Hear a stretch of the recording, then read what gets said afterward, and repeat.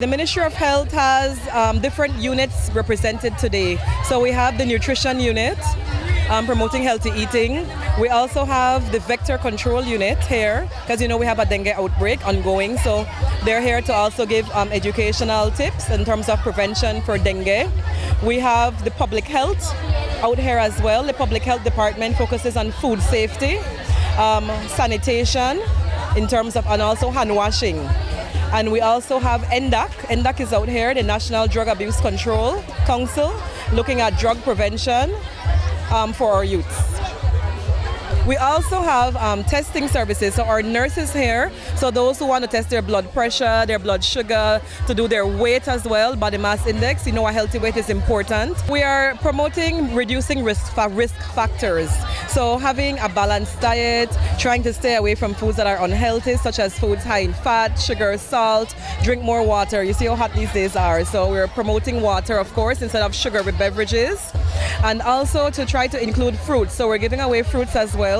So you will see mostly healthy foods around at this expo. One major risk factor in the non-communicable diseases is obesity, and it's on the rise in children. I believe it was 1 in 3. Yes, Dr. Bob said it.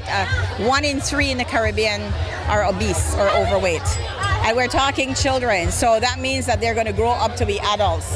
And if you're starting your life already obese, imagine all the complications and ills, the health problems that you will have as you continue that course. So it's very important to eat right, exercise. Everything is about moderation, and we really want to think about all the other illnesses as well besides just diabetes. Heart disease, the non-communicable diseases as heart disease, hypertension are really as important, and they're really all connected. And everybody really should start thinking about how we can live longer, healthier lives. It's not just if you have something. You want to prevent something from happening.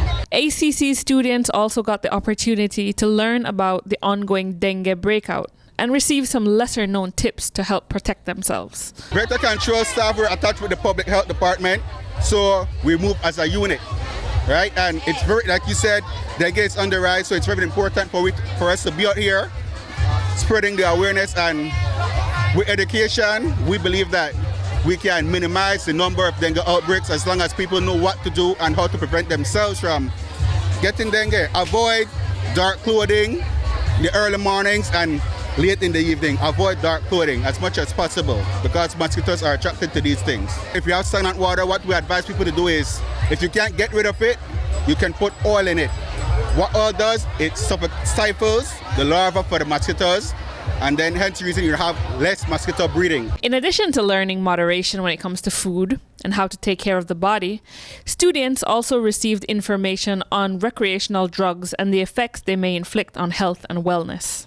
Today we're doing public awareness, and what we're basically doing is providing information on the drug facts about different types of drugs and the different services that we offer at the National Drug Abuse Control Council. Two main prevalent drugs would be alcohol and marijuana, which marijuana would be the most omnipresent drug at the moment. So that is the reason why we mainly focus on marijuana and alcohol and also tobacco as well, to provide information and let the children, the youths get the facts about drugs. Marijuana fixes short-term memory, which eventually, if a person begins to, depending on how often a person uses, how much a person uses, eventually it can affect the person permanently. Marijuana can also affect the lungs. Any smoke, any foreign substance that is taken into the body can affect the lungs, so it can affect the lungs in that way as well.